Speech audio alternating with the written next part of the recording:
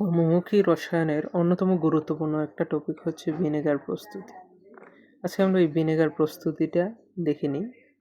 Vinegar মূলত ২টি ধাপে তৈরি হয়। ভিনেগার মূলত হচ্ছে ইথানোয়িক অ্যাসিড বা অ্যাসিটিক অ্যাসিড এর একটা জলীয় দ্রবণ। এটাকে ইথানোয়িক বা অ্যাসিটিক অ্যাসিডের ৪ থেকে 10% জলীয় দ্রবণ। আর এই ভিনেগার তৈরির ২টি প্রধান গাজন প্রক্রিয়া সম্পন্ন হয়ে থাকে। প্রথমটা হচ্ছে সুগার বলতে চিনি বোঝায়। সুগার থেকে অ্যালকোহল তৈরি এবং পরের ধাপে সেই অ্যালকোহল থেকে অ্যাসিড তৈরি হয়, অর্থাৎ অ্যাসিটিক অ্যাসিড।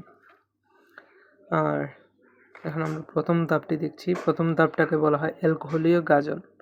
অ্যালকোহলীয় গাজন প্রক্রিয়ায় জাইমেজ এনজাইমের প্রভাবে চিনি বা শর্করা ভেঙে আমাদের ইথানল উৎপন্ন হয়, প্লাস কার্বন ডাইঅক্সাইড তৈরি হয়।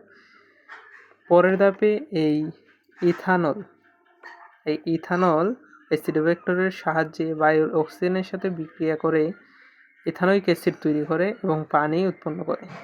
এই অ্যাসিটিক অ্যাসিড তৈরি হওয়ার পর সেটি জলে দ্রবীভূত হয়ে ভিনেগার তৈরি হয়। এখানে